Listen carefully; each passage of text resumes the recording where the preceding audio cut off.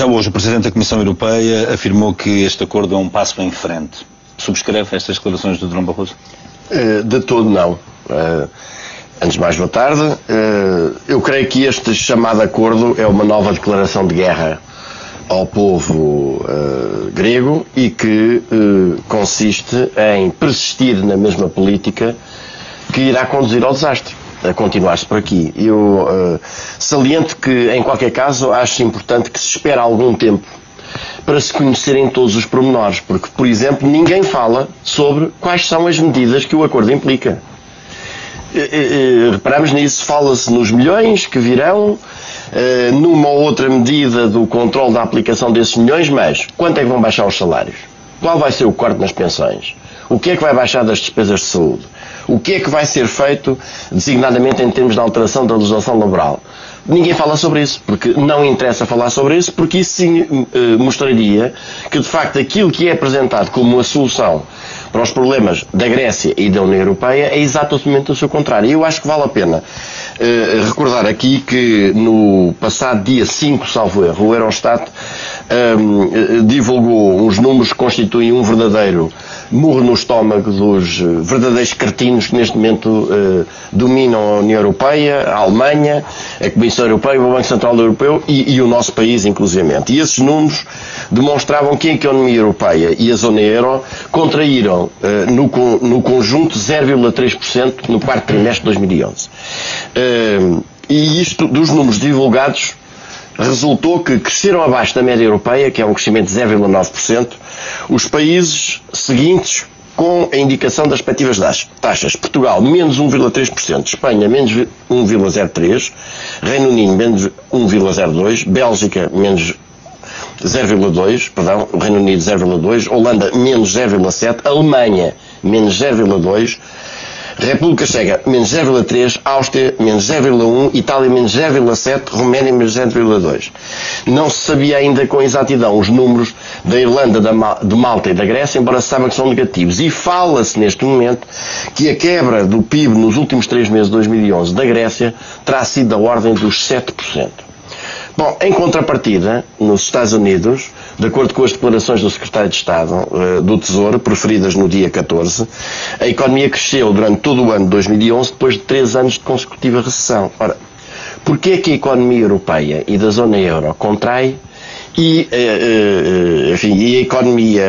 a economia americana, depois desse seu período mais negro, porventura, desde a época posterior a 1929,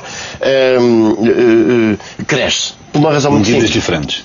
Exatamente. E eu acho que isto vem exatamente ao encontro do tema que nós temos aqui.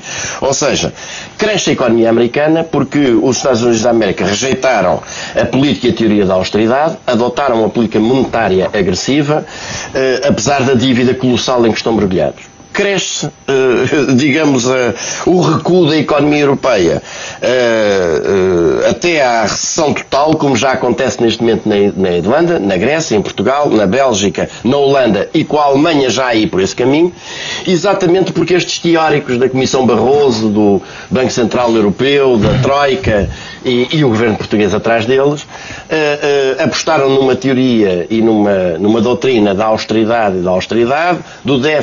do combate ao déficit e, portanto, da consolidação orçamental como uma bíblia e, portanto, daí não decorre outra coisa que é exatamente aquilo que estas medidas vão provocar. Ou seja, aumento do desemprego, recuo da economia, aumento da recessão e, portanto, o afundamento completo do país. E eu acho que, de facto, este exemplo e esta realidade que nos é trazida por números muito recentes mostram bem que ou se rompe imediatamente com esta situação, ou os povos dos países europeus vão passar por situações de extrema gravidade. No caso da Grécia, deve salientar-se também, pouco se fala, devo aliás dizer que, se não estou enganado, só ouvi falar disso aqui, no ETV, há relatórios do Fundo Monetário Internacional estiveram ontem em cima da mesa. Há um desde o dia 9 de fevereiro que diz que a recuperação continuará incerta pelos próximos anos, que a chamada ajuda, eu ponho eles não, mas eu ponho as aspas, será necessária por um tempo indeterminado, até porque a desvalorização interna para restaurar a competitividade da Grécia irá levar inevitavelmente a uma maior relação da dívida em relação ao PIB no curto prazo. E é um cenário dantesco que ontem, aparentemente, com as nossas fontes, esteve em cima da mesa na reunião, foi um dos motivos pelo qual a reunião demorou tanto tempo. Fingir que se resolve o problema, quando não se resolve o problema nenhum, só se resolve um problema, é continuar a encher os bolsos aos credores enquanto se impõem aos cidadãos gregos sacrifícios absolutamente inauditos. Por fim, para concluir, só para dizer o seguinte ponto, também não deixa de ser curioso que, tendo sabido, e eu tive a oportunidade de referir aqui, as condições que, designadamente, a Alemanha estava a impor para a aprovação deste empréstimo, estão lá todas ainda, que não se conheçam exatamente as formas. Não estará um comissário, está um conjunto de comissários, mas a Grécia vai ter uma comissão permanente. O Sr. Olli Rehn disse que haverá uma comissão de representantes permanentes da chamada Troika na Grécia a monitorar a aplicação do entendimento.